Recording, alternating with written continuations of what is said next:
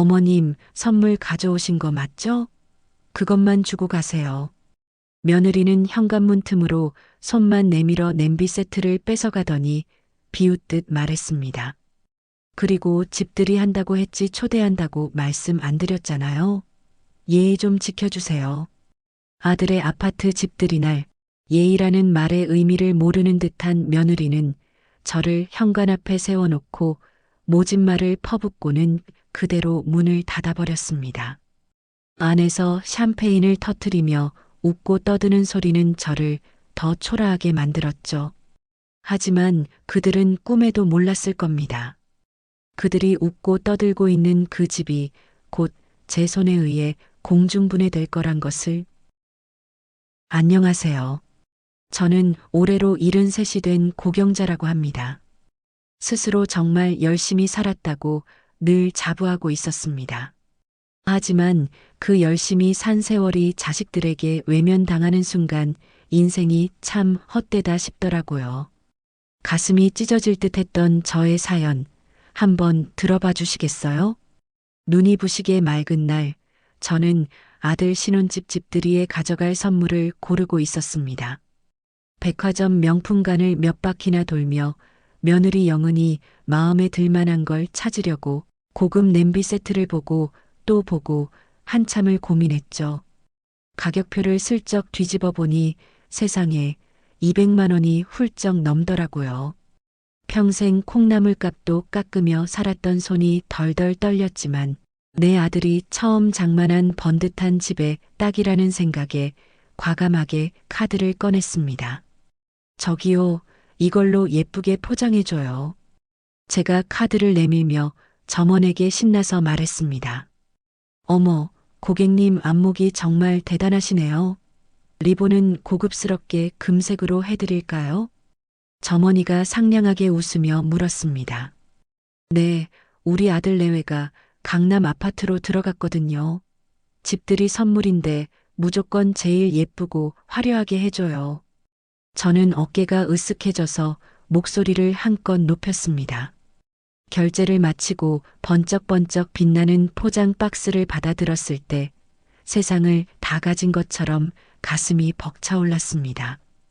오후 2시쯤 설레는 마음을 안고 강남에 있는 아들 아파트에 도착했습니다. 우리 민혁이가 결혼하면서 보란듯이 입성한 자랑스러운 집이었죠. 엘리베이터에서 내려서 복도를 걸어가는데 심장이 콩닥거렸습니다. 현관 앞에 서서 옷매무새를 다듬고 숨을 한번 크게 들이마셨습니다. 그리고 떨리는 손가락으로 초인종을 눌렀죠. 딩동. 벨소리가 어찌나 경쾌하게 울리던지 제 마음 같았습니다. 문 안쪽에서 왁자지껄한 웃음소리가 새어나오더라고요. 사람들이 꽤 많이 모여 있는 것 같았습니다. 누구세요? 인터폰 너머로 며느리 영은이의 목소리가 들렸습니다. 나다. 영은아, 문 열어라. 저는 너무 반가운 마음에 현관에 대고 큰 소리로 외쳤습니다. 바로 찰컥 소리가 나더니 문이 열렸습니다. 그런데 며느리 영은이가 빼꼼히 얼굴을 내밀더니 싱글벙글 웃는 저를 보자마자 얼굴을 확 구기더군요. 현관문을 활짝 열지도 않고 잠금장치줄을 건 채로 몸만 반쯤 내밀고 서 있었습니다. 어머님? 연락도 없이 여긴 웬일이세요? 오시라고 한 적 없는데요. 저는 제 귀를 의심해서 멍하니 며느리를 쳐다봤어요. 아니, 얘, 오늘 집들이 하는 날이잖니? 당연히 시엄마가 와서 축하해줘야지 안 그러냐? 제가 당황해서 더듬거렸습니다. 어머님, 오늘 집들이는 제 친구들만 부른 자리예요. 어른들 오시면 분위기가 가라앉아서 친구들이 안 좋아해요. 영은이가 팔짱을 끼고 미안한 기색 하나 없이 말했습니다. 여보, 엄마 오신 거야? 밖에 누구야? 안방 쪽에서 아들 민혁이의 목소리가 들렸습니다. 아니에요. 그냥 택배 잘못 왔어. 신경 쓰지 말고 놀아. 영은이가 안쪽을 향해 거짓말을 하더군요. 그리고는 다시 저를 벌레 보듯 보며 손을 까딱거렸습니다. 선물 가져오신 거 맞죠? 그것만 주고 가세요. 지금 친구들이랑 파티 중이라 안으로는 못 들어오세요. 제가 들고 있던 선물 상자를 영은이가 낚아채듯 뺏어갔습니다. 아니 영은아, 그래도 여기까지 왔는데 물이라도 한 잔 주고 민혁이 얼굴이라도. 아, 진짜 눈치도 없으셔. 어머님, 오늘 오시느라 피곤하셨죠? 집에 가서 푹 쉬세요. 네. 영은이가 제 말을 뚝 끊고 문을 쾅 닫으려고 했습니다. 저는 다급하게 문틈을 잡고 소리쳤어요. 잠깐만. 민혁아, 민혁아, 엄마 왔다. 저는 목이 터져라 아들 이름을 불렀습니다. 하지만 문은 매정하게 닫혀버렸습니다. 딸깍, 도어락 잠기는 소리가 비수처럼 가슴에 박혔습니다.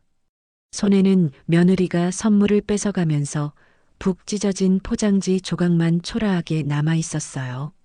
문 안쪽에서는 여전히 깔깔거리는 웃음소리가 들려왔습니다. 자, 다들 잠들어. 건배. 누군가 신이 나서 외치는 소리가 들렸습니다. 챙하고 잔 부딪히는 소리가 제 심장을 때리는 것 같았습니다. 저는 다리가 풀려 비틀거리며 엘리베이터 쪽으로 걸어갔습니다. 엘리베이터가 도착하자마자 저는 도망치듯 안으로 들어가 거울에 비친 제 꼬라지를 봤어요. 70 넘은 늙은 할머니가 넋이 나간 채 초라하게 서 있었습니다. 1층으로 내려오는 그 짧은 시간 동안 눈물이 본물 터지듯 흘러내렸습니다. 참으려고 입술을 깨물었지만 주책맞게 눈물이 멈추지를 않았어요. 로비에 내려서는 사람들이 볼까봐 재빨리 눈물을 훔쳤습니다. 경비 아저씨가 이상하다는 눈으로 쳐다보는데 쥐구멍이라도 숨고 싶었습니다. 아파트 단지를 빠져나와 무작정 걷다가 눈에 보이는 카페로 들어갔습니다. 주문하시겠어요? 점원이가 메뉴판을 들고 다가왔습니다. 아메리카노 제일 쓴 걸로 하나 줘요. 커피가 나왔지만 입만 대고 한 모금도 마시지 못했습니다. 목구멍이 꽉 막혀서 물 한 방울도 넘어가지 않았습니다. 머릿속으로 지난 30년 세월이 주마등처럼 스쳐 지나갔습니다. 민혁이 아빠가 교통사고로 허망하게 세상을 떠난 게 민혁이가 겨우 5살 때였어요. 그때부터 저는 이 악물고 혼자서 아들을 키웠습니다. 식당에서 그릇 설거지도 하고 새벽에는 빌딩 청소일도 다니면서 억척같이 살았습니다. 한겨울에 손이 다 터지고 허리가 끊어질 듯 아파도 꾹 참았습니다. 우리 민혁이 기죽지 않게 하고 보란 듯이 성공시키겠다는 일념 하나뿐이었거든요. 다행히 민혁이는 공부를 참 잘했습니다. 서울에 있는 명문대학교에 합격했을 때 저는 세상을 다 가진 듯 기뻐서 펑펑 울었습니다. 그리고 대기업에 취직했을 때는 제 고생이 다 보상받는 것 같아 인생에서 가장 행복했습니다. 민혁이가 영은이와 결혼한다고 했을 때 저는 제 피 같은 전 재산을 다 털었습니다. 강남에 있는 저 아파트를 무려 20억이나 주고 샀습니다. 증여세가 너무 많이 나온다고 해서 일단 명의는 제 이름으로 해두었지만요. 나중에 우리 민혁이 자리 잡으면 물려주려고 했던 겁니다. 그런데 제가 사준 그 집에서 살면서 저를 문전박대하다니요. 카페 구석에 쭈그리고 앉아 2시간을 멍하니 있다 보니 커피는 차갑게 식었고 창밖에는 해가 지기 시작했습니다. 도저히 그 텅 빈 집에 혼자 들어갈 엄두가 나지 않았습니다. 저는 가방을 챙겨 비틀거리며 카페를 나왔습니다. 근처에 보이는 모텔 간판을 찾아 방을 잡았습니다. 딱딱한 침대에 누워 낯선 천장을 올려다봤습니다. 형광등이 지직거리며 깜빡거리는데 제 인생 같아서 서글펐습니다. 민혁이에게 전화를 해서 따질까 수십 번도 넘게 생각했지만 차마 전화기를 들지 못했습니다. 분하고 억울해서 밤새 잠 한숨 못 잤습니다. 새벽 5시쯤 퉁퉁 부은 눈을 떴을 때 저는 이미 독하게 마음을 먹은 상태였습니다. 더 이상 바보처럼 당하고만 살 수는 없다고 피눈물을 흘리며 맹세했습니다. 모텔 문을 박차고 나온 저는 뒤도 돌아보지 않고 곧장 강남역 근처에 있는 제일 큰 부동산으로 향했습니다. 어서 오세요, 사모님. 어떤 물건 찾으십니까?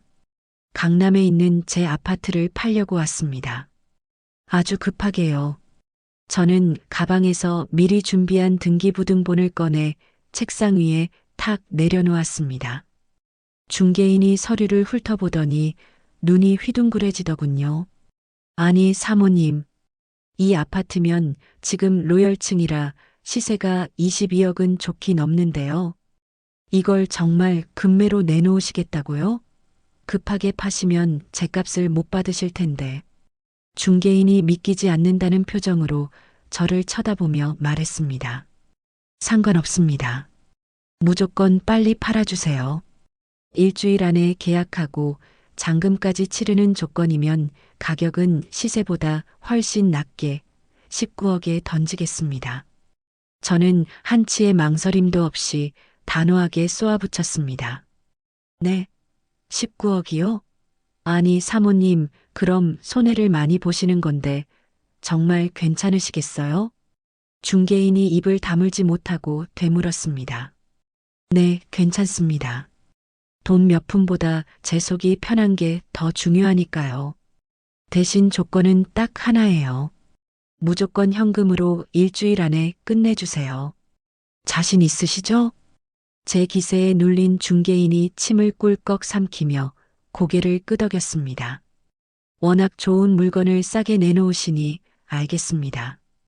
이 아파트는 대기자가 줄을 섰으니 제가 책임지고 바로 계약 성사시키겠습니다. 집으로 돌아온 저는 묵묵히 짐을 싸기 시작했습니다. 가구니 가전이니 다 필요 없고 당장 입을 옷가지와 중요한 서류들만 간단하게 챙겼죠. 그러다 서랍 깊숙한 곳에서 민혁이 어릴 적 발가벗고 찍은 돌 사진이 나오길래 잠시 멈칫했지만 그 사진 몇 장만 가방 구석에 찔러 넣었습니다. 그때 식탁 위에 올려둔 핸드폰이 요란하게 울리기 시작했습니다. 액정에 며느리라는 세 글자가 뜨는데 가슴이 차갑게 식더군요. 저는 전화를 받지 않고 그대로 뒤집어 버렸습니다. 잠시 후 띠링하고 문자 오는 소리가 들렸습니다. 어머님, 어제는 많이 서운하셨죠? 제가 경황이 없어서 그랬어요. 죄송해요. 다음에 제가 맛있는 거 대접할게요. 화 푸세요. 문자 내용을 읽는 순간 기가 차서 헛웃음이 터져 나왔습니다.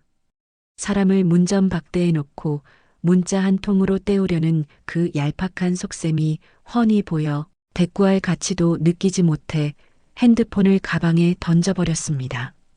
사흘 후 중개인에게서 다급한 목소리로 전화가 왔습니다. 사모님, 계약자가 나타났습니다. 19억 현금으로 바로 쏘시겠답니다. 사모님 운이 정말 좋으시네요. 잘 됐네요. 지금 당장 도장 찍으러 가겠습니다. 저는 망설임 없이 부동산으로 달려가 계약서에 인감도장을 꾹 눌러 찍었습니다. 잔금은 정확히 일주일 후에 받기로 했고 저는 그동안 민혁이에게 언질조차 주지 않았습니다. 드디어 약속한 일주일이 지나고 은행에서 알림 문자가 왔습니다. 고경자 고객님, 19억 원이 입금되었습니다. 정말 들어왔구나. 은행 창구에서 통장에 찍힌 19억 원이라는 숫자를 확인하는 순간 가슴 한구석에 뚫려있던 구멍이 돈으로 메워지는 기분이었습니다. 저는 그 돈을 전부 인출해 시중은행 3곳에 분산해서 예금했습니다. 각각 6억, 6억, 7억으로 나누어 넣으니 그제야 살 것 같더군요. 모든 정리를 마치고 텅 빈 집을 나오기 직전 민혁이에게 문자를 보냈습니다. 민혁아, 엄마 아파트 팔았다. 이제 엄마는 너희한테 손 벌릴 일도 신세 질 일도 없다. 잘 살아라. 전송 버튼을 누르자마자 1분도 안 돼서 민혁이에게 전화가 빗발치게 걸려왔지만 저는 미련 없이 전원을 꺼버렸습니다. 미리 싸둔 가방 하나 달랑 들고 현관문을 나서는데 발걸음이 그렇게 가벼울 수가 없었습니다. 택시를 타고 고속버스 터미널로 향하는 길, 50년 만에 고향으로 돌아가는 제 심장은 다시 뛰기 시작했습니다. 버스에 올라타 창밖으로 멀어지는 서울 풍경을 바라보며 저는 스르르 눈을 감았습니다. 4시간을 달려 도착한 고향 터미널은 50년 전 흙먼지 날리던 그곳이 아니었습니다. 반듯하게 닦인 아스팔트 도로와 세련된 건물들이 저를 반겨주었죠. 할머니, 짐도 무거우신데 택시 타실래요? 택시 기사님이 친절하게 물었지만 저는 고개를 저었습니다. 아니요, 괜찮습니다. 고향 바람 좀 쐬면서 걷고 싶어서요. 저는 가방을 고쳐 메고 천천히 마을 어귀로 걸어갔습니다. 동네 어귀에 있는 낡은 슈퍼 앞을 지나가는데 누군가 저를 뚫어지게 쳐다보더군요. 어머, 너 혹시 경자 아니니? 고경자 맞지? 파마머리를 한 슈퍼 주인 할머니가 뛰어나와 제 손을 덥석 잡았습니다.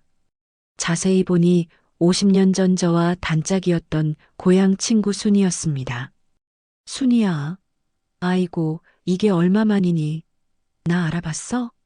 제가 너무 반가워서 순이의 손을 맞잡고 흔들었습니다. 세상에, 이게 꿈이야 생시야? 경자가 맞네.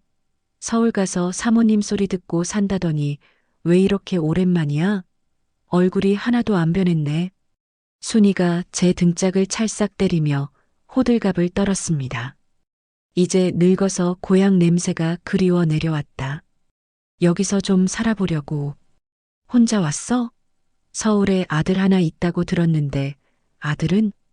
아들은 서울에서 제 식구들이랑 잘 살고 있고 나는 이제 자유부인으로 혼자 살려고 내려왔지. 제 말에 뼈가 있다는 걸 눈치챘는지 순이가 제 얼굴을 가만히 들여다보더군요. 그래, 잘 생각했다. 자식놈들 다 키워봐야 소용없어. 들어와. 따뜻한 유자차라도 한 잔 마시면서 얘기하자. 슈퍼 안 평상에 앉아 시간 가는 줄 모르고 수다를 떨다 보니 마음이 편안해졌습니다. 순이는 제가 살 집을 구한다고 하니 당장 나섰습니다. 마침 잘 됐다. 마을 어귀에 빈 집이 하나 있는데 주인이 도시로 나가서 비어 있거든. 월세 30만 원이면 거저야. 내가 집주인한테 말 잘해줄게. 정말 고맙다, 순이야. 역시 고향 친구가 최고네. 다음날 가본 집은 비록 낡은 단층 집이었지만 볕이 잘 드는 마당이 있어 마음에 쏙 들었습니다. 작은 텃밭도 있어서 상추며 고추를 심으면 딱이겠다 싶어 그 자리에서 바로 계약했습니다. 고향에 짐을 푼 지 일주일 저는 매일 아침 마당을 쓸고 텃밭을 일구며 새로운 삶에 적응해 갔습니다. 동네 사람들도 하나둘씩 인사를 하러 오고 저도 사람 사는 재미를 느끼기 시작했죠. 그러던 어느 날 마을 회관 앞을 지나가는데 어르신들의 불만 섞인 목소리가 담장 밖으로 새어 나왔습니다. 에이, 이게 무슨 맛이야? 고무 씹는 것도 아니고. 한 할아버지가 숟가락을 탁 내려놓으며 투덜거렸습니다. 어쩔 수 없잖아요. 밥해주던 박씨 할머니가 허리를 다쳐서 당분간은 이 배달 도시락 먹어야 한대요. 옆에 있던 할머니가 푹 한숨을 내쉬며 말했습니다. 아무리 그래도 그렇지 짜고 맵고 조미료 덩어리라 도저히 못 먹겠네. 아이고 내 팔자야. 어르신들이 밥상을 앞에 두고 제사 지내듯 인상만 쓰고 있는 걸 보니 안타까운 마음이 들어 회관문을 열고 들어가 말했죠. 안녕하세요. 저는 서울에서 온 고경자입니다. 제가 식사 당번 좀 맡아도 될까요? 노인의 총무인 오씨 할아버지가 깜짝 놀라 돌아봤습니다. 아니, 서울에서 곱게 살다 오신 분이 이런 험한 일을 할 수 있겠어? 여기 노인네들 입맛이 보통 까다로운 게 아닌데. 걱정 마세요. 제가 평생 밥해온 사람인데 까다로운 입만 맞추는 건 자신 있습니다. 한번 믿고 맡겨보세요. 허허, 해준다면야 우리야 고맙지. 식재료비는 넉넉히 줄 테니까 만나게만 해줘봐요. 다음 날부터 저는 새벽 안개가 걷히기도 전에 일어나 시장으로 향했습니다. 싱싱한 고등어를 고르고 흙 묻은 배추와 물을 사 나르며 콧노래를 불렀습니다. 회관 부엌에서 멸치 육수를 진하게 우려내 된장찌개를 보글보글 끓이고 고등어는 노릇노릇하게 구워냈죠. 고소한 참기름 냄새가 마을 회관 밖까지 퍼져나갔습니다. 배추 겉절이도 그 자리에서 바로 버무렸습니다. 점심시간이 되자 밥 냄새를 맡은 어르신들이 하나둘씩 식당으로 모여들었습니다. 아이고, 이게 무슨 맛있는 냄새야? 집 나간 며느리도 돌아오겠네. 한 할머니가 코를 킁킁거리며 기대에 찬 목소리로 물었습니다. 오늘은 구수한 된장찌개에 고등어구이, 그리고 방금 무친 겉절이입니다. 어서 앉으세요. 제가 갓 지은 윤기 흐르는 쌀밥을 푸며 활기차게 외쳤습니다. 어르신들이 숟가락을 들고 국물을 한 입 뜨더니 눈이 동그랗게 커졌습니다. 바로 이 맛이야. 이게 진짜 밥이지. 한 할아버지가 감탄사를 연발하며 엄지손가락을 치켜 세웠습니다. 어머머 세상에. 간이 딱 맞네. 우리 며느리도 요리 좀 한다는데 명함도 못 내밀겠어. 너무 맛있다. 할머니들도 연신 고개를 끄덕이며 밥그릇을 싹싹 비웠습니다. 경자씨, 도대체 비법이 뭐야? 이 된장찌개 맛은 어떻게 낸 거야? 비법이랄 게 뭐 있나요? 그냥 내 식구 먹인다는 생각으로 정성껏 끓인 거죠. 많이들 드세요. 저는 빈 반찬 그릇을 채워주며 환하게 웃었습니다. 소문은 발없는 말이 되어 천리를 갔습니다. 이틀 후에는 옆마을 어르신들까지 지팡이를 짚고 찾아왔습니다. 여기가 그렇게 밥이 맛있다면서? 우리도 밥 좀 얻어먹을 수 있나? 아이고, 물론이죠. 숟가락만 얹으면 되는데요, 뭘. 어서 들어오세요. 제가 앞치마를 두른 채 반갑게 뛰어나가 맞이했습니다. 일주일이 지나자 식사 인원은 20명을 훌쩍 넘겼고 저는 더 큰 솥을 사서 밥을 지어야 했습니다. 한 달이 지나자 마을 회관은 매일 잔치집처럼 30명이 넘는 어르신들로 북적였습니다. 오씨 할아버지가 제 거친 손을 꼭 잡으며 진지하게 말했습니다. 경자씨 덕분에 다 죽어가던 우리 회관이 다시 살아났어.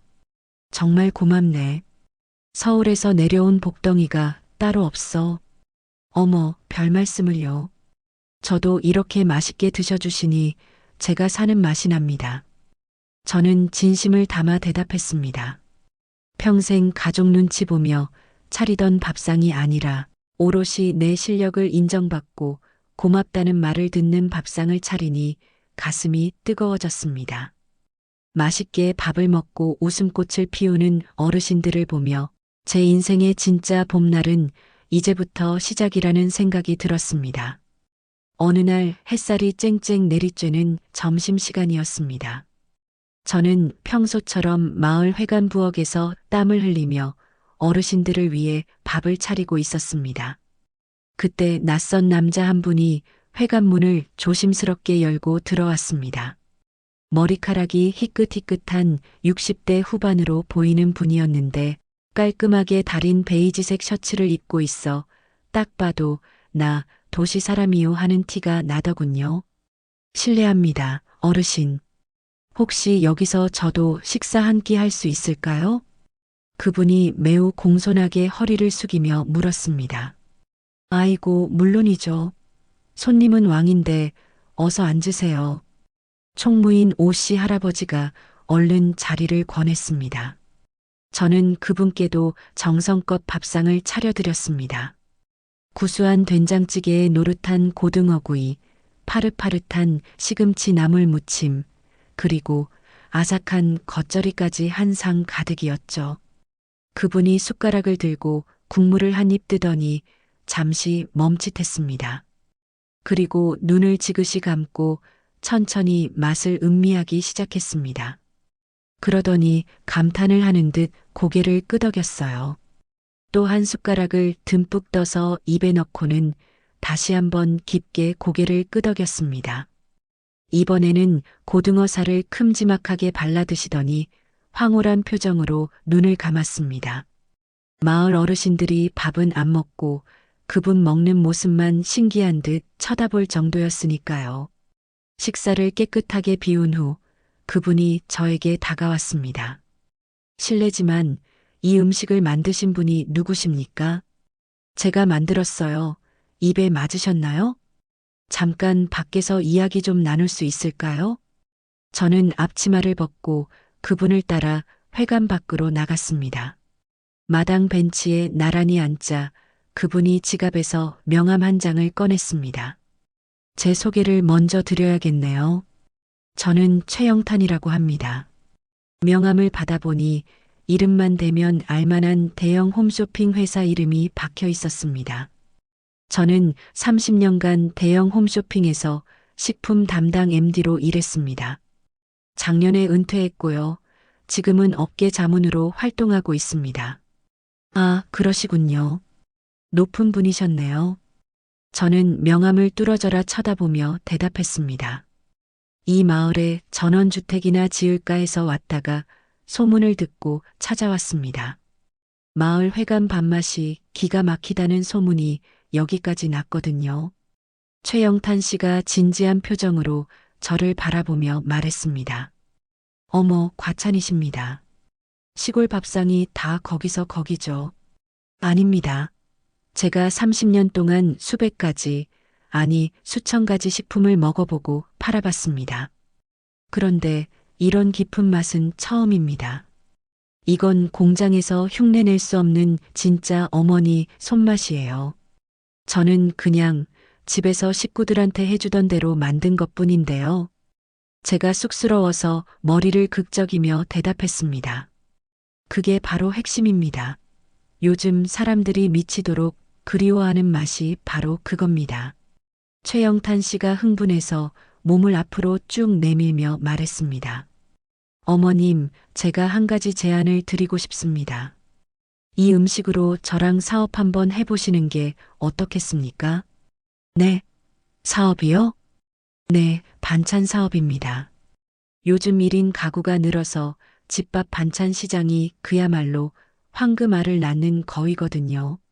저는 손사래를 치며 고개를 저었습니다. 아이고, 저는 평생 부엌대기로 밥이나 하던 사람입니다. 사업의 사자도 모르는 늙은이가 무슨. 제가 다 도와드리겠습니다. 어머님은 음식만 만드시면 됩니다. 제발 꼭 한 번만 긍정적으로 생각해 주세요. 이건 됩니다. 무조건 돼요. 최영탄 씨가 제 손을 잡을 듯이 간곡하게 부탁했습니다. 글쎄요, 너무 갑작스러워서. 일단 이 명함 꼭 가지고 계시다가 언제든 생각나시면 연락 주세요. 밤낮 가리지 마시고요. 저는 엉겁결에 명함을 받아 주머니에 넣었습니다. 솔직히 긴가민가 했죠. 내가 무슨 사업을 하나 싶어서요. 그날 밤 10시쯤이었습니다. 누군가 현관문을 부서져라 두드려댔습니다. 쿵쿵쿵. 누구세요? 제가 깜짝 놀라 문 쪽으로 다가가며 물었습니다. 엄마, 나야 민혁이. 문 열어. 익숙하지만 낯선 아들 민혁이의 잔뜩 화난 목소리였습니다. 문을 열자 민혁이와 며느리 영은이가 귀신 같은 몰골로 서 있었습니다. 둘 다 며칠 잠을 못 잤는지 눈이 퀭하고 얼굴이 반쪽이 됐더군요. 들어오지 마라. 할 얘기 있으면 마당에서 해. 저는 그들을 막아서며 차갑게 말했습니다. 엄마, 지금 이게 무슨 짓이야? 노망 났어? 민혁이가 핏대를 세우며 고래고래 소리를 질렀습니다. 조용히 해. 동네 창피하게 어디서 행패야. 이웃들 다 자는데. 저는 낮은 소리로 말하며 마당으로 나갔습니다. 민혁이와 영은이가 씩씩거리며 따라 나왔습니다. 집을 왜 팔아? 미쳤어? 내 집을 왜 엄마 마음대로 파냐고. 민혁이가 제 멱살이라도 잡을 듯이 주먹을 불끈 쥐고 덤벼들었습니다. 네 집? 등기부등본 떼봤니? 명의가 누구 이름으로 되어 있던? 엄마가 나 결혼할 때 해준 집이잖아. 당연히 내 거지. 내가 언제 너한테 줬어? 증여 서류라도 썼냐? 도장 찍은 적 있어? 저는 눈 하나 깜짝 안 하고 차분하게 받아쳤습니다. 아, 진짜 말이 안 통하네. 그래, 100번 양보해서 명의는 엄마 거라 쳐. 그래도 자식한테 말 한마디 없이 파는 게 말이 돼? 당장 가서 계약 물러. 집 되찾아오라고. 이미 늦었어. 잔금 다 받았고 새 주인 이사 들어갔다. 뭐, 미치겠네 진짜. 그럼 돈이라도 내놔. 집 한 돈 당장 내놔. 민혁이가 악에 받쳐 손을 내밀었습니다. 옆에 있던 영은이가 바닥에 주저앉아 엉엉 울음을 터뜨렸습니다. 어머님, 진짜 정신이 어떻게 되신 거예요?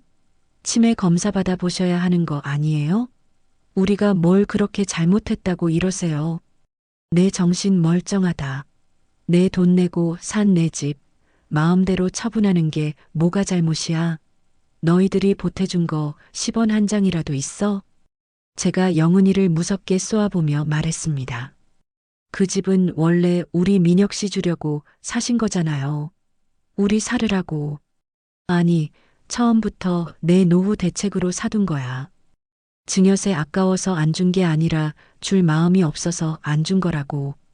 거짓말. 거짓말하지 마세요. 다 우리 주려고 했던 거잖아요.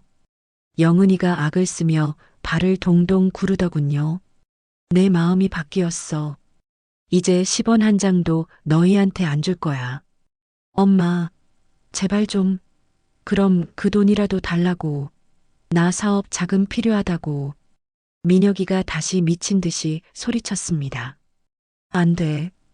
꿈 깨라. 그건 내 생명 줄이고 노후 자금이야. 엄마가 다 늙어서 돈이 뭐가 그렇게 많이 필요해. 다 쓰고 죽지도 못할 거. 나도 먹고 살아야지.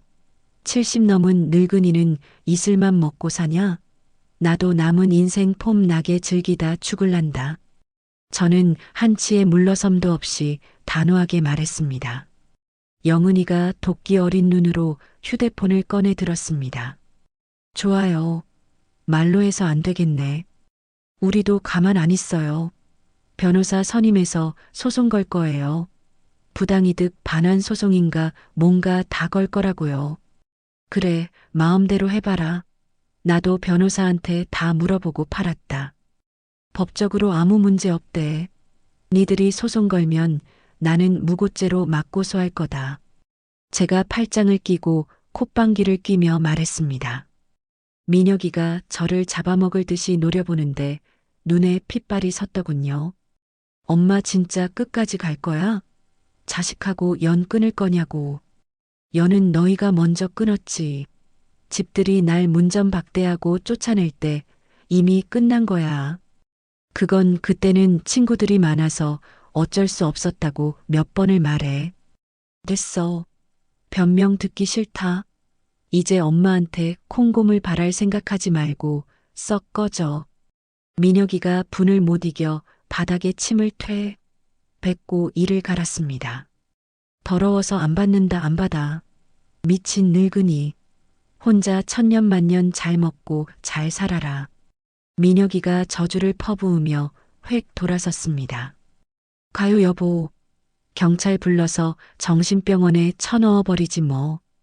영은이도 삿대질을 하며 고래고래 소리를 지르고는 남편을 따라갔습니다. 저는 마당에 우두커니 서서 그들이 차를 타고 떠나는 모습을 끝까지 지켜봤습니다. 가슴이 천갈래 만 갈래로 찢어지는 것 같았지만 독하게 마음먹어서인지 눈물 한 방울 나오지 않았습니다. 집 안으로 들어와 불을 켜니 탁자 위에 최영탄 씨의 명함이 덩그러니 놓여 있더군요. 저는 그 명함을 집어들고 한참을 뚫어져라 바라봤습니다. 다음 날 아침 7시가 되자마자 저는 떨리는 손으로 휴대폰을 꺼내 최영탄 씨에게 전화를 걸었습니다. 따르릉, 따르릉. 여보세요? 잠시 후 최영탄 씨의 맑은 목소리가 들려왔습니다. 저 어제 마을 회관에서 밥 드셨던 고경자입니다. 어르신, 연락 기다리고 있었습니다. 목소리 들으니 정말 반갑네요. 그 사업 이야기 말인데요. 한번 자세히 들어보고 싶습니다. 정말이십니까? 와, 감사합니다. 내일 당장 만나실 수 있으세요? 네, 괜찮습니다. 시간 많아요. 그럼 시내에 있는 조용한 카페에서 뵙겠습니다. 위치 문자로 찍어드리겠습니다. 전화를 끊고 저는 제일 고운 옷으로 갈아입고 비장한 마음으로 외출 준비를 했습니다. 오전 10시 약속 장소인 시내 카페에 도착하니 최영탄 씨가 먼저 와서 기다리고 있더군요. 테이블 위에는 백과사전만큼 두꺼운 서류 뭉치가 놓여 있었습니다.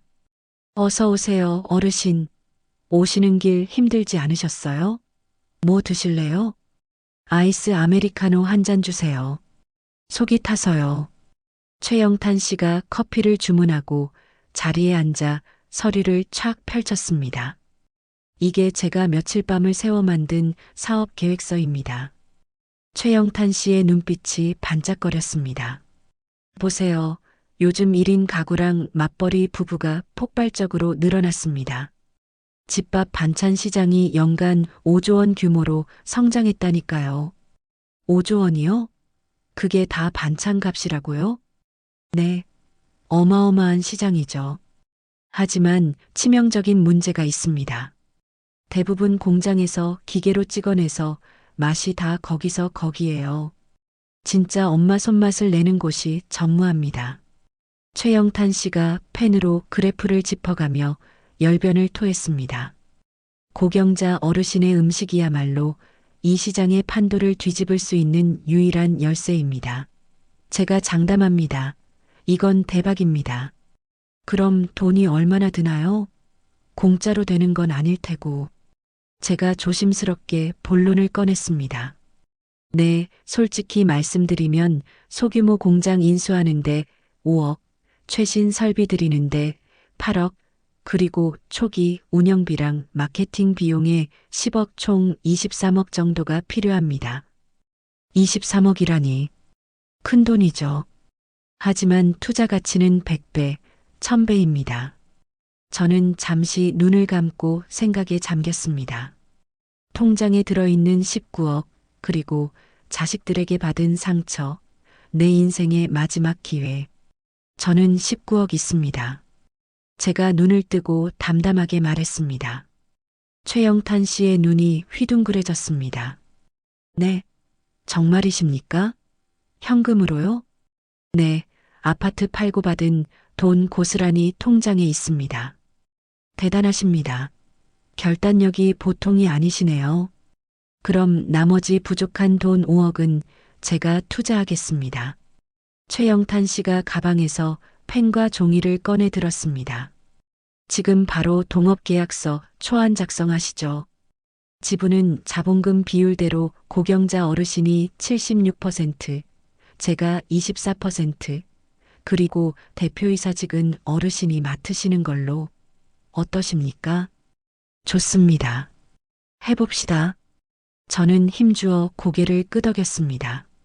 우리는 그 자리에서 머리를 맞대고 계약서 초안을 써내려갔습니다. 펜 끝에서 사각거리는 소리가 날 때마다 제 인생의 새로운 막이 화려하게 열리는 기분이었습니다. 최영탄 씨는 약속대로 정확히 일주일 후 연락을 해왔습니다.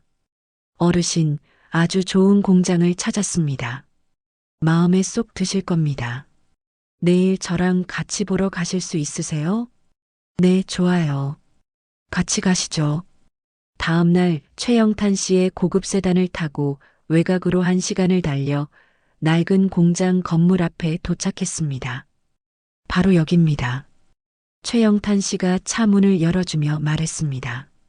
공장 문을 열고 들어가자 머리에 흰 수건을 두른 60대 후반의 여자분이 반갑게 뛰어나왔습니다. 어서 오세요. 제가 이 공장 주인 이영순입니다. 먼 길 오시느라 고생하셨죠? 안녕하세요. 저는 고경자입니다. 처음 뵙겠습니다. 저는 정중하게 고개를 숙여 인사했습니다. 영순 씨가 깊은 한숨을 푹 내쉬며 씁쓸한 표정을 지었습니다. 보시다시피 코로나 터지고 나서 매출이 바닥을 쳤어요. 남은 건 산더미 같은 빚뿐이네요. 아이고, 마음고생이 심하셨겠어요. 이제 더는 못 버티겠어서 정리하려고요. 자식 같은 공장인데.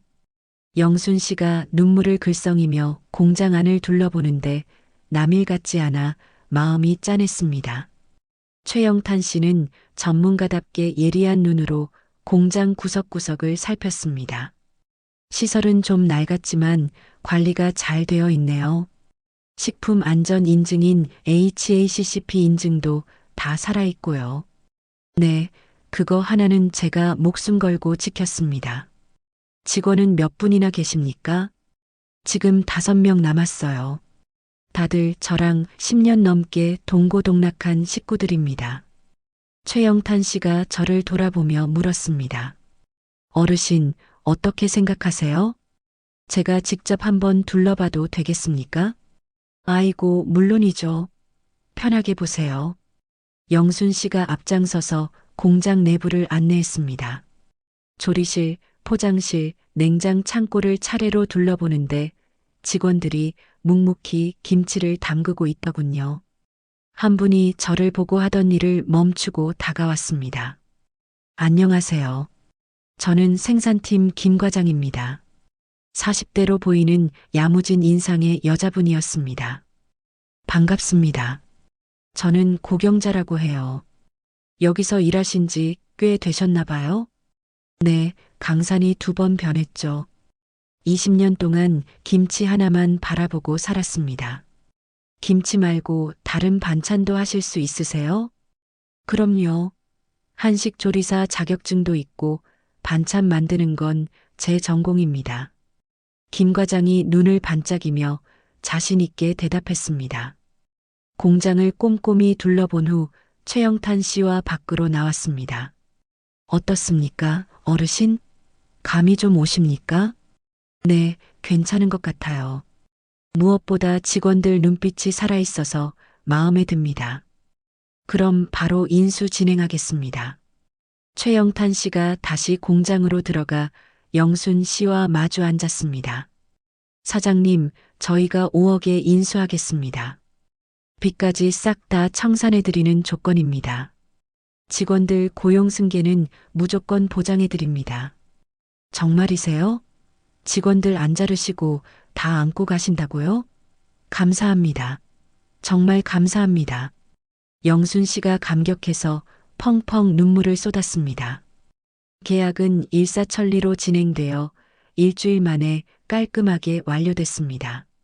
저는 다음 날부터 사장님이 되어 공장으로 출근했습니다. 자, 김 과장님, 오늘부터 제가 제 비밀 레시피를 전수해 드리겠습니다. 준비되셨죠? 네, 사장님. 배울 준비 완료했습니다. 김 과장이 머리끈을 질끈 동여매고 앞치마를 두르며 우렁차게 대답했습니다.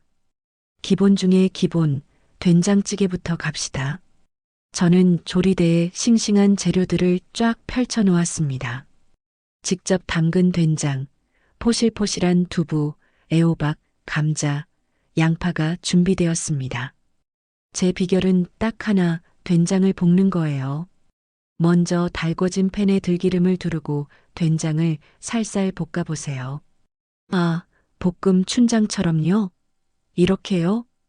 김 과장이 능숙하게 팬을 돌리며 된장을 볶았습니다. 네, 맞아요.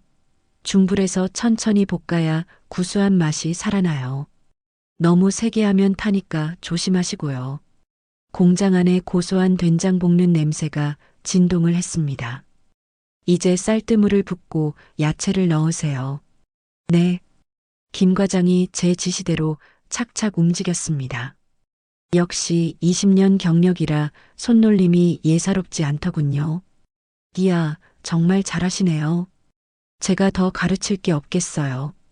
에이, 사장님 비법 덕분이죠. 냄새부터가 다릅니다.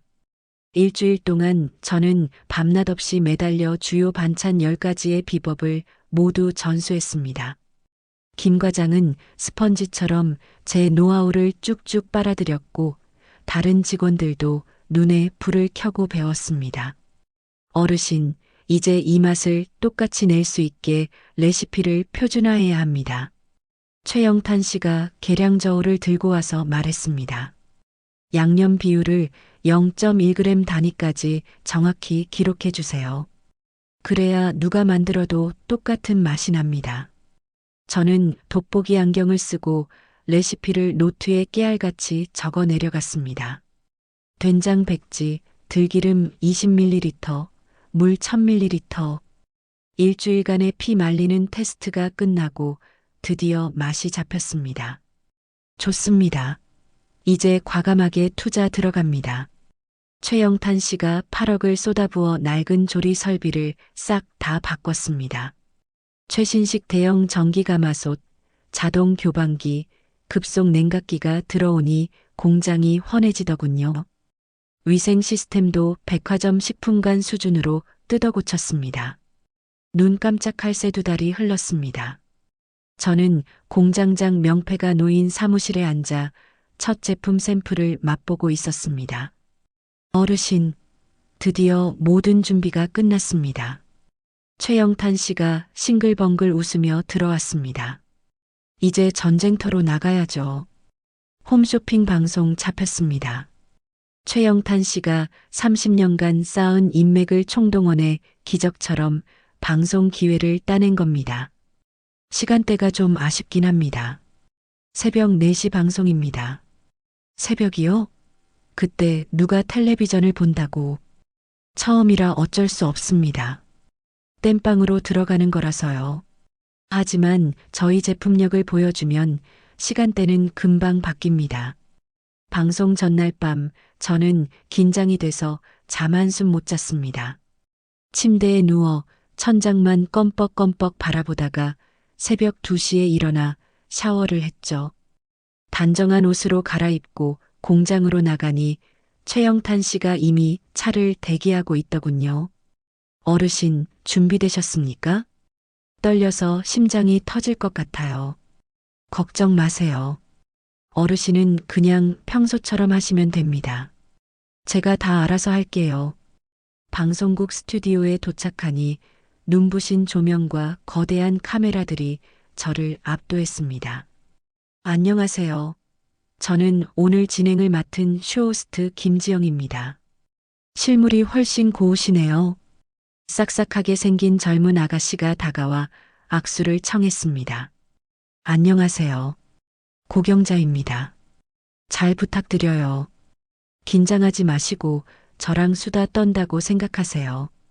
할머니 음식 이야기 편하게 해주시면 돼요. 네, 노력해 볼게요. 큐사인이 떨어지고 방송이 시작됐습니다.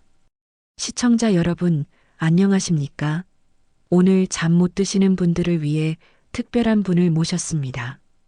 오로지 가족 밥상만을 위해 평생을 바치신 73세 집밥의 여왕 고경자 할머니입니다. 지영 씨가 카메라를 향해 쩌렁쩌렁하게 외쳤습니다. 할머니, 오늘 저희를 위해 어떤 맛있는 걸 준비해 오셨나요? 네, 한국 사람이라면 죽고 못 사는 김치찌개를 끓여봤습니다. 막상 카메라 빨간 불이 들어오니 신기하게도 마음이 차분해지더군요. 평생 해온 일이 밥하는 거라 그런가 봅니다. 와, 김치찌개라니. 침 고이는데요? 비결이 뭔가요? 별거 없어요. 김치를 먼저 달달 볶아주는 겁니다. 들기름에 김치를 충분히 볶아야 깊은 맛이 우러나거든요. 저는 익숙하게 팬에 김치를 넣고 지글지글 볶았습니다.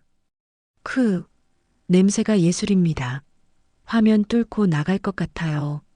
지영 씨가 과장되게 코를 킁킁거리며 분위기를 띄웠습니다.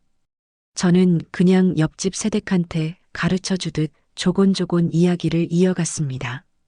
긴 세월 동안 지지고 볶으며 가족들 먹여 살린 이야기, 재료 고르는 법, 손만 내는 법. 보글보글 끓는 김치찌개를 보고 있자니 문득 민혁이 생각이 났습니다. 그 녀석이 이 찌개 하나면 밥 2그릇 뚝딱 해치웠었는데 할머니 눈가가 촉촉해지셨어요.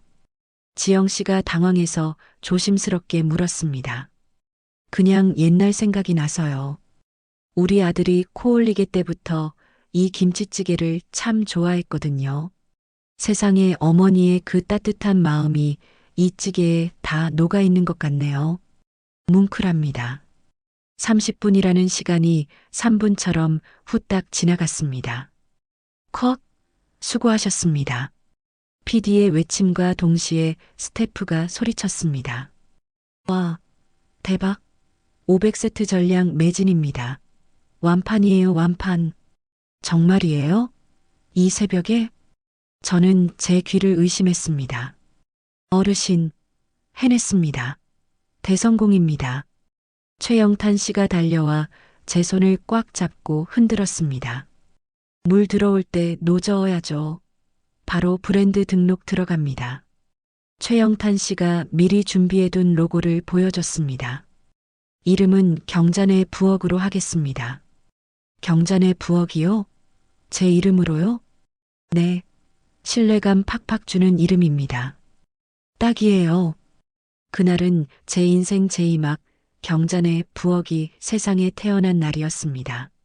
첫 방송의 여파는 엄청났습니다. 재방송 해달라는 요청이 게시판을 도배했고 전화통에 불이 났습니다. 어르신, 기적입니다. 다음 주 황금 시간대에 방송이 잡혔습니다. 최영탄 씨가 덩실덩실 춤을 추며 들어왔습니다. 황금 시간대요? 뉴스 끝나고? 네, 저녁 8시 프라임 타임입니다. 이번에는 물량 4배 늘려서 2,000세트 갑시다. 공장은 24시간 쉴 새 없이 돌아갔습니다. 저도 매일 작업복 입고 공장 바닥을 누비며 맛을 점검했습니다. 김 팀장님, 된장찌개가 좀 짜요. 육수 더 넣으세요. 네, 사장님. 바로 조치하겠습니다. 김 과장은 어느새 든든한 팀장이 되어 현장을 지휘하고 있었습니다. 대망의 2번째 방송날. 이번에는 작정하고 3,000세트를 준비했습니다. 방송 시작하자마자 주문 전화 그래프가 천장을 뚫을 기세로 치솟았습니다. 10분 만에 매진입니다. 서버 다운되겠어요. 스태프가 비명을 질렀습니다. 대박!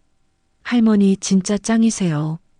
지영 씨가 저를 끌어안고 방방 뛰었습니다. 며칠 후 최영탄 씨가 신문 기사를 스크랩해 왔습니다.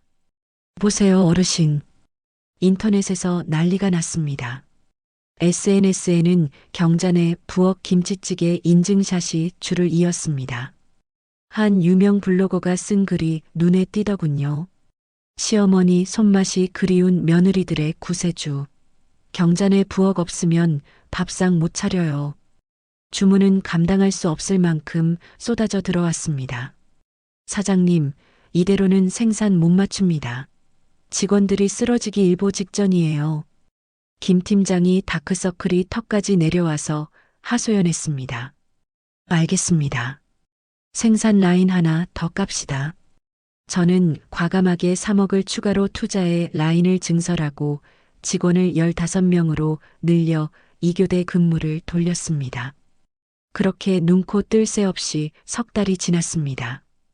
회계사가 떨리는 손으로 매출 보고서를 가져왔습니다. 사장님, 이번 달 매출이 5억을 돌파했습니다. 뭐, 5억? 제 눈을 의심했습니다. 축하드립니다, 대표님. 최영탄 씨가 샴페인을 펑 터뜨리며 축배를 들었습니다. 이제 홈쇼핑만으로는 좁습니다. 대형마트로 진출해서 대한민국 밥상을 점령해 버립시다. 저는 샴페인 잔을 들고 공장 창밖을 바라봤습니다. 73. 남들은 뒷방 늙은이라고 부를 나이에 제 인생은 이제 막 뜨겁게 타오르기 시작했습니다. 사업은 불에 기름을 부은 듯 폭발적으로 성장했습니다. 대형마트 입점이 줄줄이 결정됐거든요. 사장님, 경사 났습니다. 롯데마트랑 이마트 양쪽에서 동시에 연락이 왔습니다. 최영탄 부사장이 상기된 얼굴로 사무실로 뛰어들어오며 말했습니다. 정말이에요? 진짜 우리 반찬을 거기서 팔아주겠대요? 네. 전국 매장에 싹 다 깔고 싶답니다. 조건도 아주 파격적이에요. 온라인 쇼핑몰도 뚫렸습니다. 온라인 쇼핑까지 주문이 물밀듯이 들어왔죠. 저는 정식으로 법인을 설립하기로 하고 변호사 사무실에서 법인 인감도장을 꼭 찍었습니다. 축하드립니다. 이제 주식회사 경잔의 부엌의 어엿한 대표이사님이십니다. 변호사가 악수를 청하며 말했습니다. 감사합니다. 정말 꿈만 같네요. 최영탄 씨는 부사장이 되어 제 오른팔 역할을 톡톡히 했습니다. 사장님, 이제 우리 레시피를 금고에 넣어야 합니다. 변호사가 진지한 표정으로 조언했습니다. 금고요? 종이를 왜 금고에 넣어요? 영업비밀로 등록하라는 말씀입니다. 상표권도 확실하게 박아둬야 나중에 딴 말 안 나옵니다.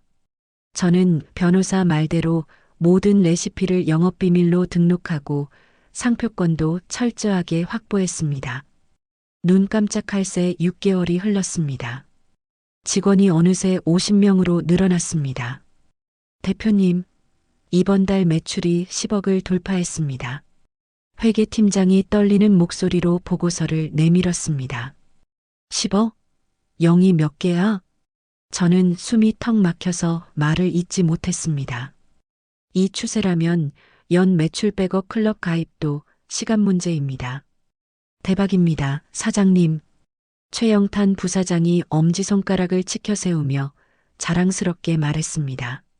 방송과 신문에서 인터뷰 요청이 쇄도했습니다. 한 유명 경제방송팀이 카메라를 들고 공장으로 찾아왔죠. 대표님, 73세에 창업하셔서 이런 대성공을 거두시다니 비결이 뭡니까? 리포터가 마이크를 들이대며 물었습니다. 비결이랄 게 뭐 있나요? 그냥 내 새끼 먹인다는 마음으로 정직하게 만든 거죠. 와, 감동입니다. 73세에 쓰는 기적의 성공 신화네요. 방송이 나간 후 제 얼굴이 알려지면서 더 유명해졌습니다. 저는 고생한 직원들에게 두둑한 보너스를 챙겨줬습니다. 다들 고생 많았어요. 이거 제 마음입니다. 보너스 두둑하게 넣었으니 맛있는 거 사드세요. 와, 대표님 최고. 감사합니다. 직원들이 환호성을 지르며 박수를 쳤습니다. 김 팀장님, 이제부터 생산이사님으로 승진입니다. 명함 새로 파세요. 정말요? 제가 이사라니 감사합니다, 대표님. 김 팀장이 감격해서 눈물을 글썽였습니다. 최영탄 부사장이 지도를 펼치며 새로운 제안을 했습니다.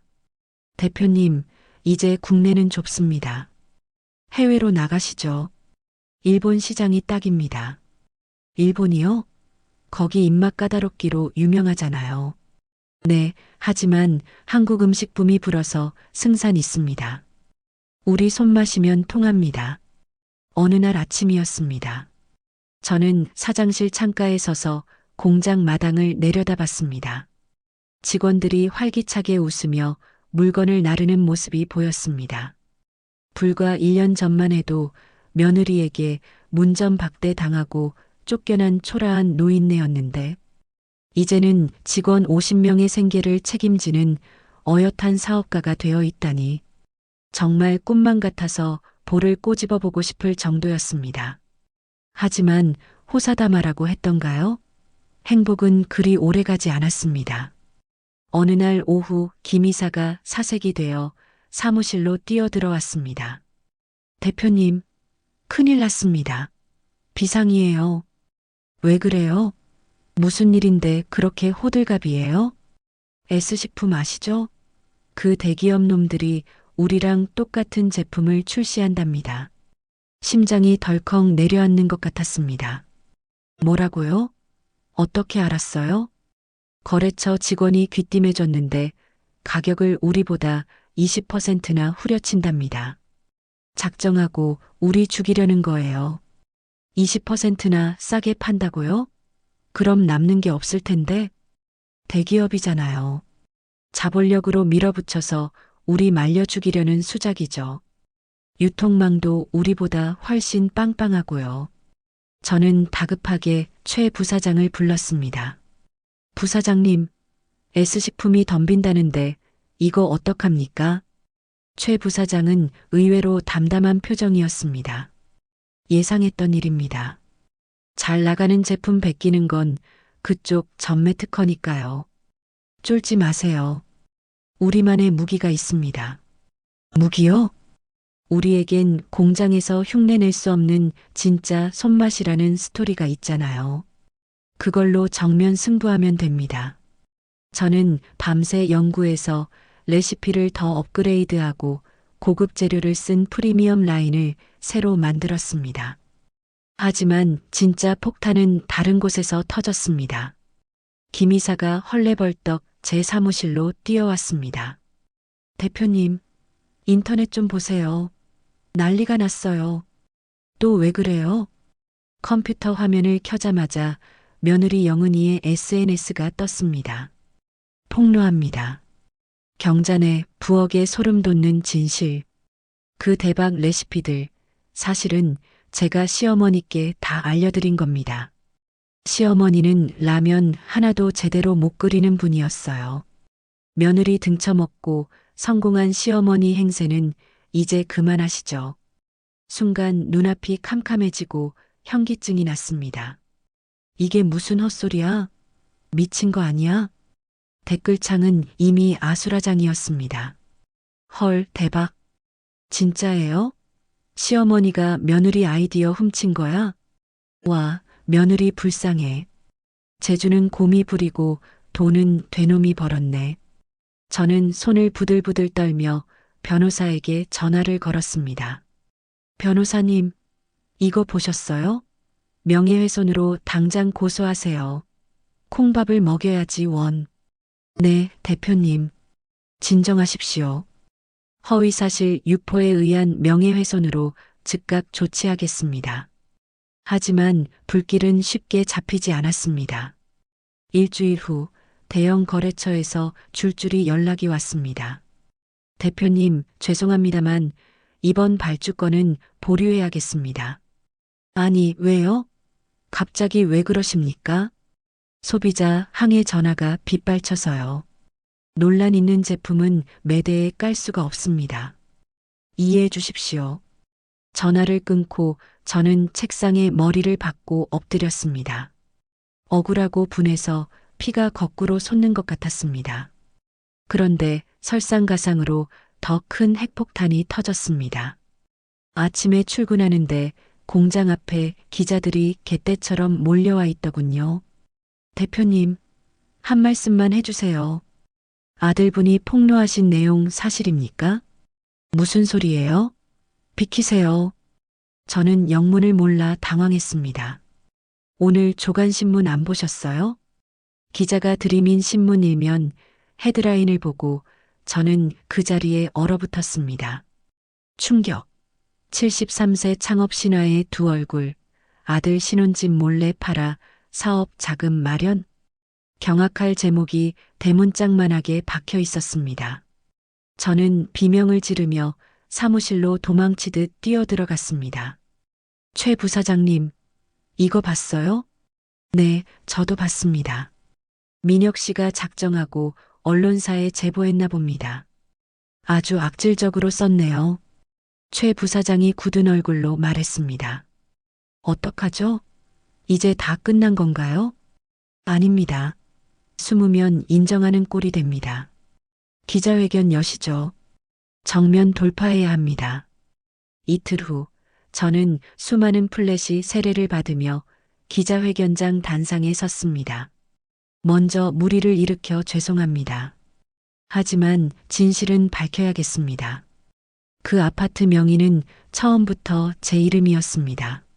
저는 떨리는 목소리로 또박또박 말했습니다. 여기 등기부등본 원본 가져왔습니다. 서류를 들어보이자 카메라 셔터 소리가 요란하게 터졌습니다. 아들에게 증여한 적도 세금 낸 적도 없습니다. 법적으로 완벽하게 제 재산입니다. 그래도 도의적으로 아들 신혼집으로 사주신 거 아닙니까? 한 기자가 삐딱하게 물었습니다. 맞습니다. 사줬었죠. 하지만 그 집에서 제가 어떤 취급을 당했는지 아십니까? 집들이 날 문전박대 당하고 쫓겨났습니다. 울분을 토하듯 제 목소리가 커졌습니다. 허리 휘어지게 일해서 키웠는데 늙은 어미라고 무시하고 괄시하는 자식 놈한테 내 재산 내 마음대로 처분한 게 죄입니까? 변호사가 마이크를 잡았습니다. 허위 사실을 유포한 아들과 며느리에 대해 명예훼손과 업무방해 혐의로 강력하게 형사 고소했습니다. 선처는 없습니다. 여론은 순식간에 반으로 갈렸습니다. 인터넷 게시판은 전쟁터가 따로 없었습니다. 그래도 자식 신혼집을 파는 건 너무했다. 돈독 오른 노인네네. 무슨 소리야? 불효자 놈들이 먼저 패륜짓 했구먼. 나라도 괘씸해서 팔아버린다. 할머니 화이팅. 매출은 곤두박질 쳤고 일부 입점 계약은 취소 통보를 받았습니다. 며칠 후 뉴스 속보가 떴습니다. 대기업 S사 패륜 논란 직원 이민혁 씨 정격 해고 조치. 민혁이가 회사에서 쫓겨났다는 소식이었습니다. 회사 측 입장은 단호했습니다.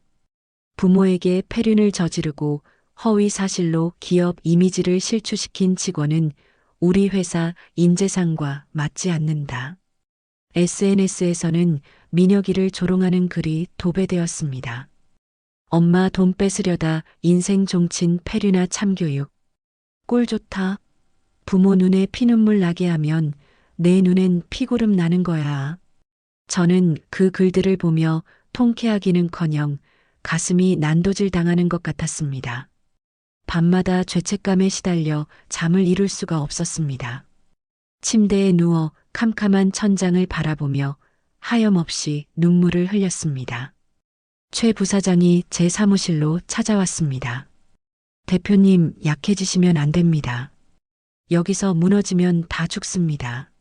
하지만 부사장님, 민혁이가 위기는 기회입니다. 지금이 진짜 승부처입니다. 정면 돌파하세요. 어떻게요? 사람들이 다 저를 욕하는데 진심을 보여주는 겁니다. 포장하지 말고 대표님의 진짜 인생 이야기를 들려주세요. 사람들은 진실에 반응합니다. 저는 멍하니 창밖을 바라봤습니다. 공장 굴뚝에서 피어오르는 하얀 연기가 제 한숨처럼 흩어지고 있었습니다. 일주일 후 법원에서 무거운 소장이 날아들었습니다. 비서가 헐레벌떡 뛰어와서 제 책상 위에 두툼한 서류 봉투를 내려놓더군요. 대표님, 큰일 났습니다. 소송당했습니다. 뭐라고요? 소송? 서류를 꺼내 펼쳐보니 아들 민혁이와 며느리 영은이가 원고로 적혀 있었습니다. 경자내 부엌사업 지분 청구의 소. 제목을 읽는 순간 눈앞이 노래지고 손이 바들바들 떨렸습니다. 변호사에게 다급히 전화를 걸었습니다. 변호사님, 소장이 날아왔어요. 네, 대표님. 저한테도 송달됐습니다. 지금 바로 사무실로 오시죠. 한달음에 변호사 사무실로 달려가니 변호사가 미간을 찌푸린 채 소장을 읽고 있었습니다. 며느리 주장이 아주 가관이네요. 경자내 부엌의 핵심 레시피를 자기가 시어머니께 다 가르쳐 드렸다고 써놨습니다. 미친 소리. 말도 안 되는 헛소리예요. 저는 책상을 내리치며 소리를 질렀습니다. 진술서를 보세요.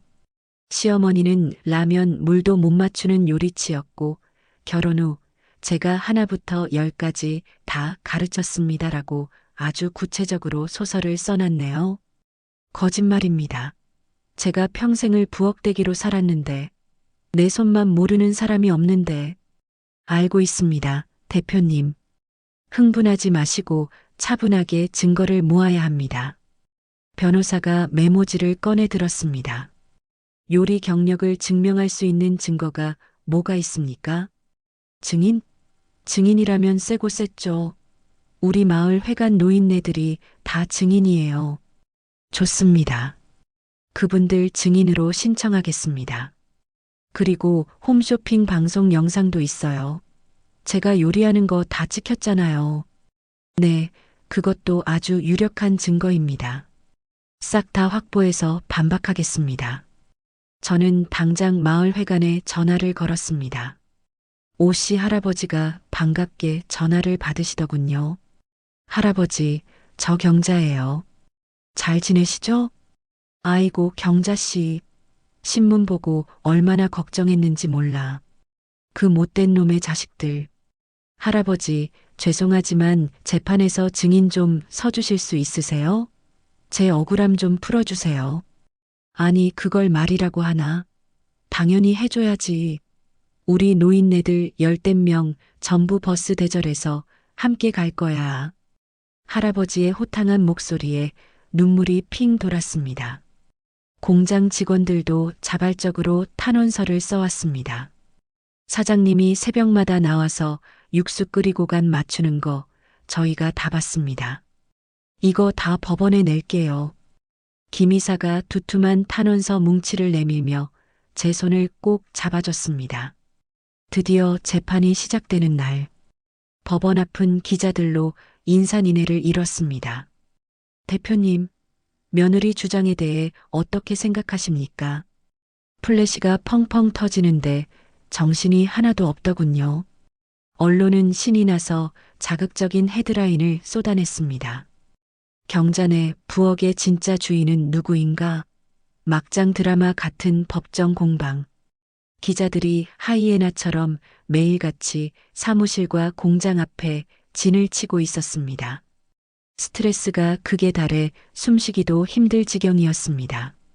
어느 날 갑자기 가슴을 쥐어짜는 통증에 병원을 찾았습니다.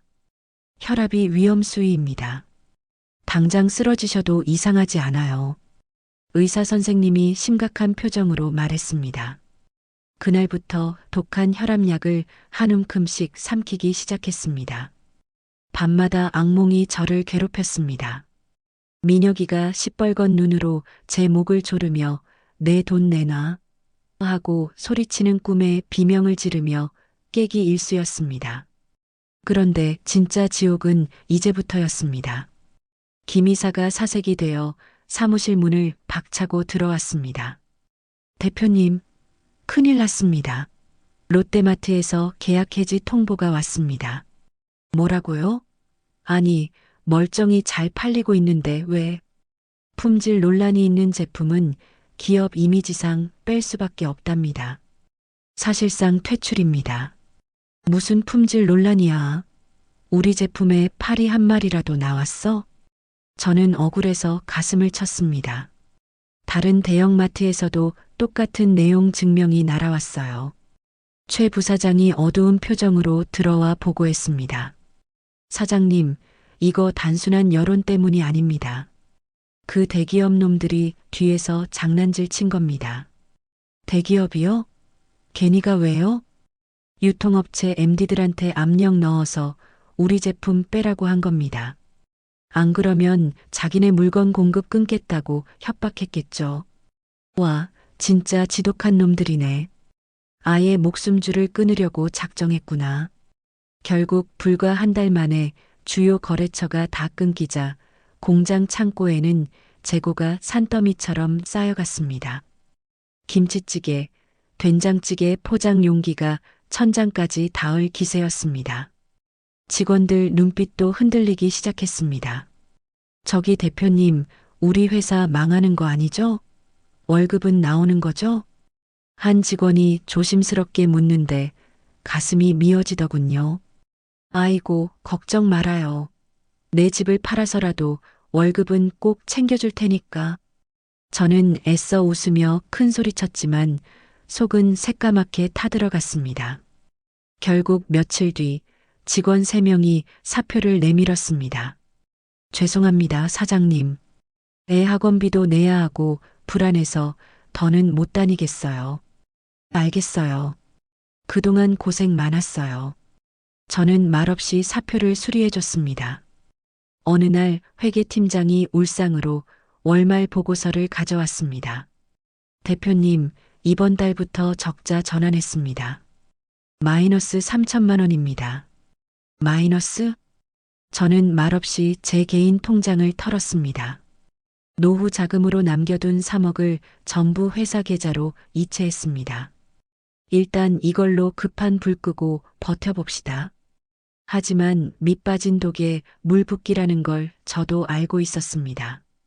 그날 밤 저는 불 꺼진 공장 창고에 홀로 앉아 있었습니다. 팔리지 못하고 쌓여있는 김치찌개 박스들을 보는데 하염없이 눈물이 흘러내렸습니다. 다음 날 아침 TV 뉴스에 민혁이와 영은이가 나왔습니다. 경자내 부엌 파산 임박, 아들 내외의 충격 폭로, 어머니 사업은 사필기정입니다. 남의 아이디어 훔쳐서 한 사업이 잘 될 리가 없죠. 곧 문 닫을 겁니다. 민혁이가 뻔뻔한 얼굴로 인터뷰를 하더군요.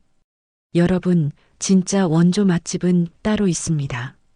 제가 곧 영은내 밥상이라는 브랜드를 론칭합니다. 많이 기대해 주세요. 영은이가 화사하게 웃으며 말했습니다. SNS를 확인해 보니 영은내 밥상 홍보가 도배되어 있었습니다. 젊은 감각, 세련된 맛, 시어머니 촌스러운 맛이랑은 차원이 달라요. 인플루언서들이 돈을 받았는지 영은이를 찬양하는 글을 퍼나르고 있었습니다. 사전 예약이 폭주한다며 난리법석을 떨더군요. 그날 오후 발신자 표시 제안으로 전화 한 통이 걸려왔습니다. 여보세요? 고경자 대표님이시죠? 저는 식품업계에 종사하는 사람입니다. 양심선언하려고 전화드렸습니다. 목소리가 잔뜩 변조되어 있었습니다. 무슨 말씀이신지? 며느리 뒤에 S식품이 있습니다. 지금 영은내 밥상 걔네 자금으로 만든 겁니다. 심장이 쿵 내려앉았습니다. 그게 사실입니까? 왜요? 경자내 부엌 죽이고 헐값에 인수하려고요. 며느리 앞세워서 여론전 펼치고 나중에 며느리 브랜드도 꿀꺽할 겁니다. 전형적인 수법이죠. 전화는 뚝 끊겼습니다. 저는 당장 최 부사장과 변호사를 호출했습니다. 이게 사실이라면 대역 전극 가능합니다. 변호사가 안경을 고쳤으며 눈을 번뜩였습니다. 이건 명백한 불공정 거래 행위이자 대기업의 골목상권 침해입니다. 공정위에 제소하고 언론에 터뜨리면 판 뒤집을 수 있습니다. 당장 하세요. 1분 1초도 지체하지 말고 당장. 제 목소리에 다시 힘이 실렸습니다. 최 부사장이 제 손을 꽉 잡았습니다. 사장님, 이제 당하고만 있지 맙시다. 제대로 한번 들이받아 버리죠. 그래요. 내 손맛이 매운지 보여주자고요. 우리는 비장한 각오로 최후의 반격을 준비했습니다. 변호사가 두툼한 서류 뭉치를 탁탁 정리하며 비장한 표정으로 말했습니다. 대표님, 이 증거들이면 충분합니다. 공정거래위원회에 정식으로 신고하겠습니다. 대기업의 명백한 불공정 거래 행위 및 시장 지배적 지위 남용으로요. 그거 신고하면 결과 나오는데 얼마나 걸리나요? 당장 내일이 급한데. 조사하고 심결까지는 최소한 달은 걸릴 겁니다. 하지만 증거가 워낙 빼박이라 승산은 확실합니다. 옆에 있던 최영탄 부사장이 제 어깨를 꽉 쥐며 말했습니다. 대표님, 공정위 결과만 기다리고 있을 순 없습니다. 기자회견 여시죠. 우리가 먼저 선수 쳐서 여론을 뒤집어야 합니다. 기자회견이요? 제가요? 네. 대표님의 진짜 목소리로 진실을 외치세요. 사흘 후, 저는 수십 대의 카메라 플래시가 터지는 기자회견장 단상에 다시 섰습니다. 눈이 부셔 앞이 잘 보이지 않았지만 떨리는 손으로 준비한 원고를 펼쳤습니다. 안녕하십니까. 경자내 부엌 대표 고경자입니다. 첫 마디를 떼는데 목소리가 사시나무 떨듯 떨렸습니다. 현재 제 피땀 어린 회사는 무너질 위기에 처했습니다. 무슨 이유 때문입니까? 대기업의 야비한 횡포 때문입니다. 저는 준비한 차트와 서류를 들어보였습니다. 이 대기업은 제 며느리를 앞세워 저희를 악의적으로 공격했습니다. 유통업체 MD들을 협박해 저희 제품을 매대에서 빼버리고 며느리가 만든 짝퉁 브랜드에 막대한 자금을 대주고 있습니다. 기자들이 웅성거리며 셔터를 눌러댔습니다. 증거 있습니까? 너무 엄청난 주장인데요. 여기 있습니다. 며느리 법인 등기부입니다. 대기업 계열사가 지분 60%를 가진 최대 주주입니다. 이게 증거가 아니면 뭡니까? 변호사가 마이크를 이어받았습니다. 이건 자본의 힘으로 골목상권을 짓밟는 명백한 불공정 거래입니다. 기자회견이 끝나고 그날 저녁 뉴스는 온통 제 이야기로 도배되었습니다. 73세 할머니의 피눈물, 대기업의 추악한 민낯 폭로, 며느리 뒤에 숨은 대기업, 경자내 부엌 죽이기 공작. 인터넷 여론은 순식간에 뒤집혔습니다. 와, 대기업 진짜 양아치네. 할머니 힘내세요. 폐륜 며느리의 갑질 대기업이라니 최악의 콜라보네. 전국 각지에서 응원 메시지와 함께 주문이 쇄도했습니다. 다음 날 아침 김 이사가 사무실 문을 박차고 들어왔습니다. 대표님, 대박입니다. 주문이 물밀듯이 들어옵니다. 뭐라고요? 진짜예요? 네.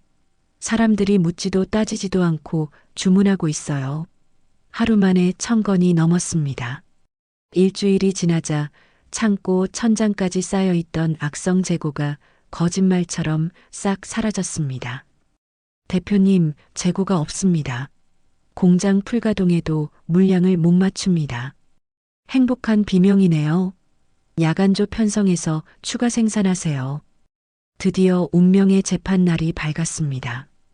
제 든든한 지원군, 마을 회관 노인 15분이 버스를 대절해 올라오셔서 증인석에 앉으셨습니다. 판사가 엄숙하게 물었습니다. 증인들은 피고 고경자 씨의 음식을 언제 처음 드셨습니까? 오 씨 할아버지가 지팡이를 짚고 일어나 쩌렁쩌렁하게 대답했습니다. 1년 반 전이요. 우리 마을 회관에서 처음 먹었지. 그때 음식 맛이 어땠습니까? 내 평생 70년을 살면서 그렇게 맛있는 밥은 처음이었소. 그건 하루 이틀 배워서 낼 수 있는 맛이 아니오. 진짜 배기 손맛이란 말이지. 옆에 있던 할머니도 거들었습니다. 맞아요. 우리 며느리도 요리 좀 한다는데 경자 씨 발끝도 못 따라가요. 그건 흉내 낼 수 없는 맛이에요. 변호사가 법정 스크린에 홈쇼핑 첫 방송 영상을 띄웠습니다. 판사님, 이 영상을 봐주십시오. 1년 전 방송입니다. 화면 속에 제가 능숙한 손놀림으로 김치찌개를 끓이며 구수한 입담을 풀고 있었습니다. 김치는 이렇게 달달 볶아야 제맛이 나지요. 내 식구 먹인다는 마음으로 끓였습니다. 판사가 영상을 보고 고개를 끄덕이더니 영은이를 날카롭게 쳐다봤습니다. 원고, 이래도 피고가 요리를 못한다고 주장할 겁니까? 저 손놀림이 요리 초보로 보입니까? 영은이는 입술만 달달 떨며 아무 말도 못했습니다. 판사가 의사봉을 내리쳤습니다. 판결하겠습니다. 법정 안에 숨막히는 정적이 흘렀습니다. 원고, 고민혁, 김영은의 청구를 모두 기각한다. 영은이가 안 돼. 하며 비명을 질렀습니다. 또한 피고에 대한 명예훼손과 허위사실 유포에 의한 업무방해를 인정하여 원고들은 피고에게 위자료 5천만 원을 배상하라. 민혁이는 고개를 푹 숙인 채 쥐구멍이라도 찾는 듯 했습니다. 한 달 후 공정거래위원회에서도 사이다 같은 결정을 내렸습니다. 해당 대기업에 시정명령과 함께 과징금 30억 원을 부과하고 검찰에 고발 조치한다. 변호사가 흥분해서 전화했습니다. 대표님, 완승입니다. 우리가 대기업을 이겼습니다. 결국 며느리가 준비하던 영은네 밥상은 대기업 자금줄이 끊겨 세상에 나오지도 못하고 공중분해되었습니다. 비 온 뒤에 땅이 굳는다고 했던가요? 승소 소식이 알려지자 일본의 대형 식품 유통회사에서 러브콜이 왔습니다.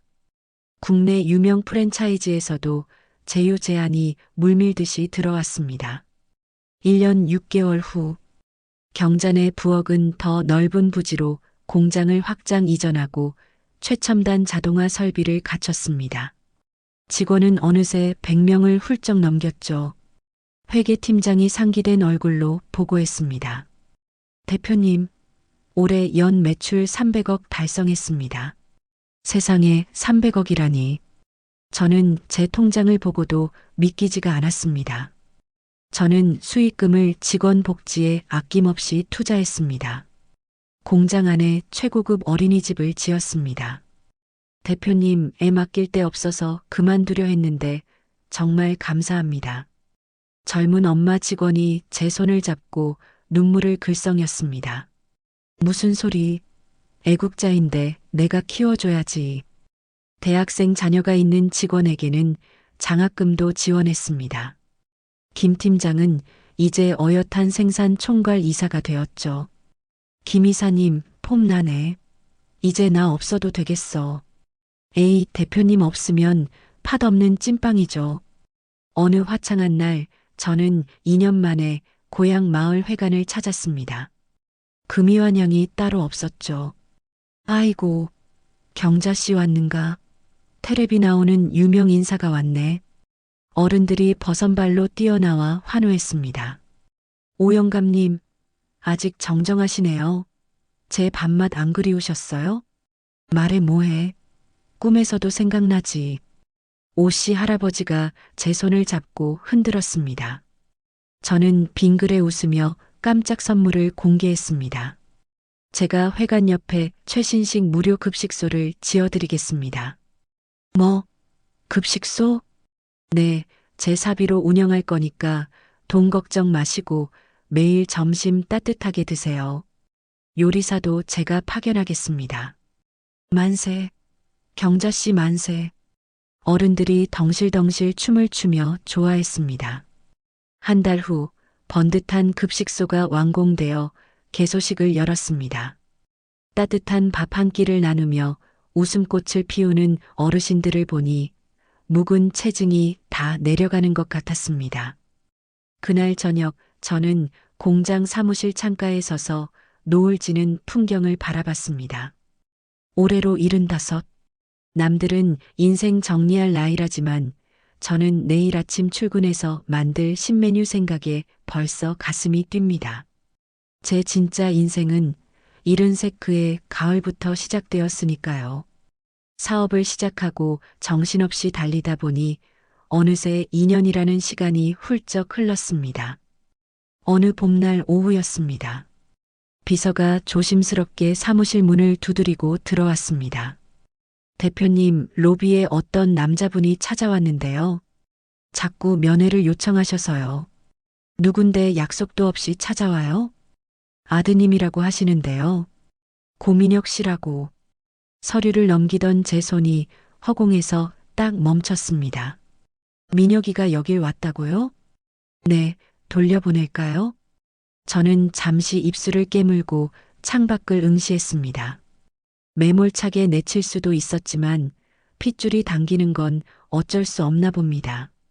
아니에요. 들어오라고 하세요. 네, 알겠습니다. 잠시 후 고개를 푹 숙인 채 들어오는 남자를 보고 저는 제 눈을 의심했습니다. 낡은 점퍼에 덥수룩한 수염까지 기른 초라한 중년 남자가 서 있었으니까요. 거기 앉아라. 민혁이가 죄인처럼 엉거주춤 의자에 걸터 앉았습니다. 무슨 염치로 여길 찾아왔어? 할 말 있으면 빨리 하고 나가. 엄마. 민혁이의 목소리가 염소 소리처럼 떨렸습니다. 잘못했어. 엄마, 내가 죽을 죄를 지었어. 용서해줘.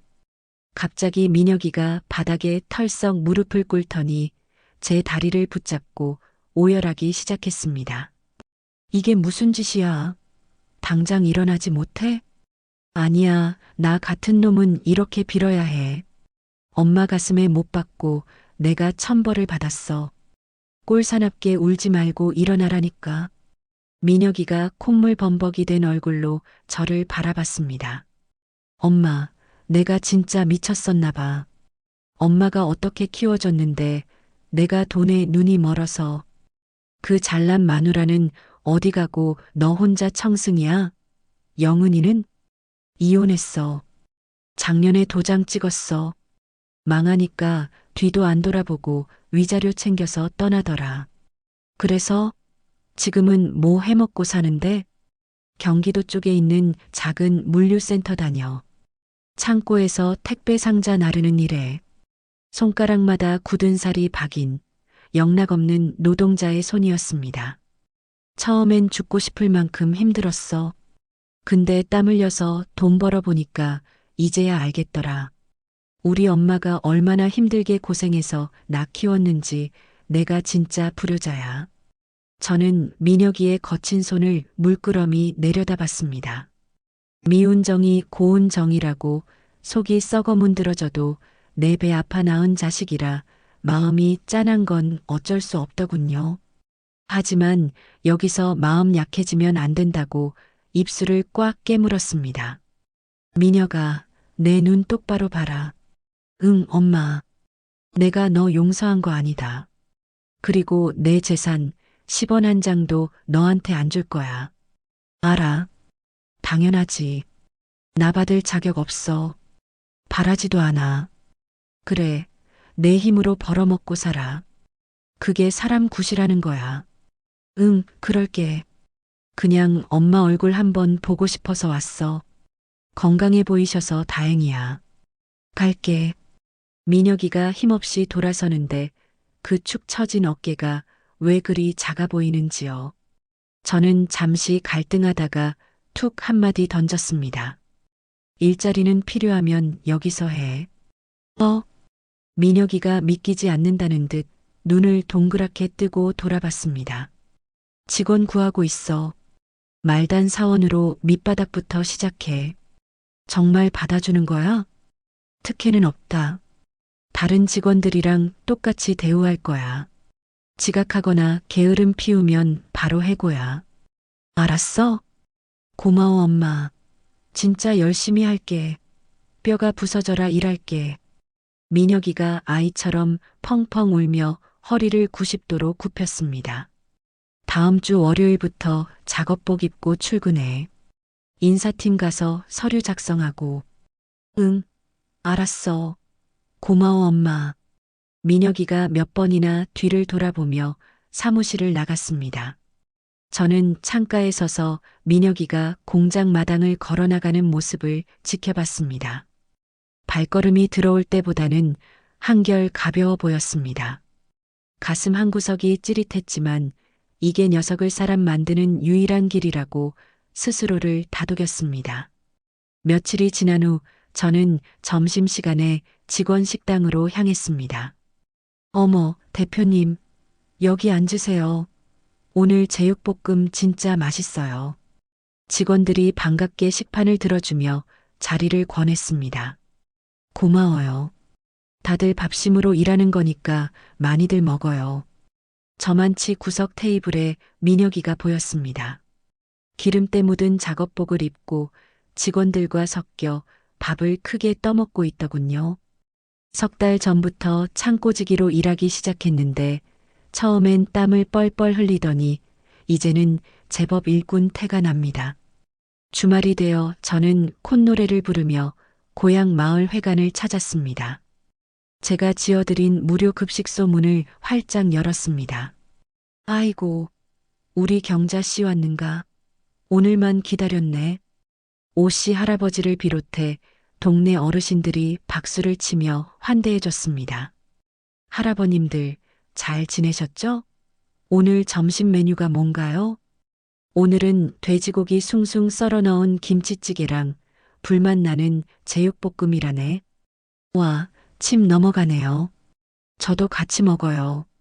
저는 어르신들 틈에 끼어 앉아 숟가락을 들었습니다. 어때요? 여전히 제 레시피대로 만든 음식이 최고죠? 두말하면 잔소리지.